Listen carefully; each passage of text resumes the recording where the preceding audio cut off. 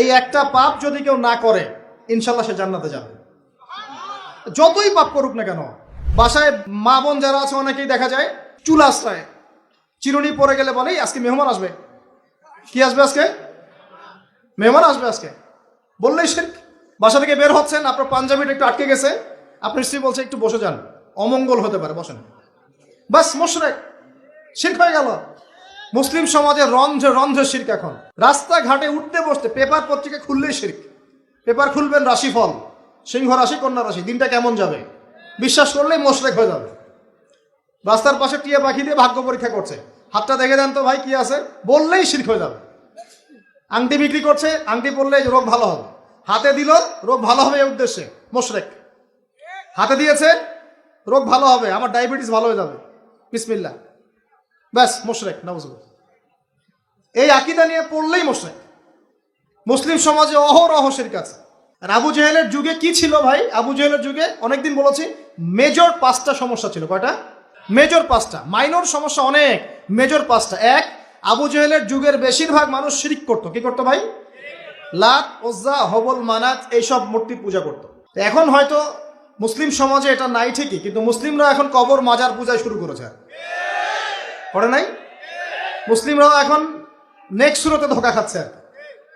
শিরক তো আমাদের সমাজে চলছে। শিরক কি হয় কেন আমি লেকচার দিয়েছি, দেখবেন মুসলিম সমাজে কত শিরক চলছে। আবু জেহেলের যুগে শিরক ছিল, এগুলো বলতে থাকলে এটা নিয়ে আলোচনা করতে হবে। আলোচনার টপিক আমার আজকে অন্যরকম। আবু জেহেলের যুগে কি ছিল ভাই? শিরক ছিল, সমাজে রন্ধ্রে রন্ধ্রে শিরক ছিল। এখনকার সমাজেও শিরক আছে। তারা লা ইলাহা ইল্লাল্লাহ না পড়ে শিরক করতো, আমরা পড়েও শিরক করি। আল্লাহ পাক আমাদের সবাইকে শিরকের পাপ থেকে হেফাজত করুন বলি আমি। এই একটা পাপ যদি কেউ না করে ইনশাল্লাহ সে জান্নাতে যাবে, যতই পাপ করুক না কেন। জেনা করেছে, মদ খেয়েছে, মিথ্যা বলেছে, অনেক কিছু করেছে, শুধু শিরকের পাপ করে নাই, আল্লাহ তাকে মাফ করে দিবেন ইনশাল্লাহ। বিশ্বাস করলেন না কথাটা? নবীজি বলেছেন এই উম্মতের যে কোনো ব্যক্তি যতই পাপ করুক না কেন আল্লাহ পাক সমস্ত পাপ মাফ করতে পারেন, কিন্তু শিরকের গুনাহ আল্লাহ পাক মাফ করবেন। তওবা করে যদি মারা না যায় মাফ করবেন না। একটা এক্সাম্পল দিয়ে বোঝাচ্ছি, তাহলে ক্লিয়ার হয়ে যাবে। মনে করেন কেউ একজন জেনা করেছে, তওবা করার সুযোগ হয় নাই, মারা গেছে, নাউজুবিল্লাহ। এখন আল্লাহ পাক কিয়ামতের মাঠে এই জেনার পাপটা মাফ করে দিতে পারেন, যদিও সে তওবা করে নাই। যদিও সে তওবা করে নাই, আল্লাহ পাক এই পাপটাও মাফ করতে পারেন। কিন্তু একজন ব্যক্তি শিরক করেছে, তওবা করে নাই, কিন্তু এই অবস্থায় যদি কাল কিয়ামতের মাঠে আল্লাহর সাথে সাক্ষাৎ করে, আল্লাহ তার গুনাহ মাফ করবে না। এই শিরক আর অন্য পাপের এই হলো পার্থক্য।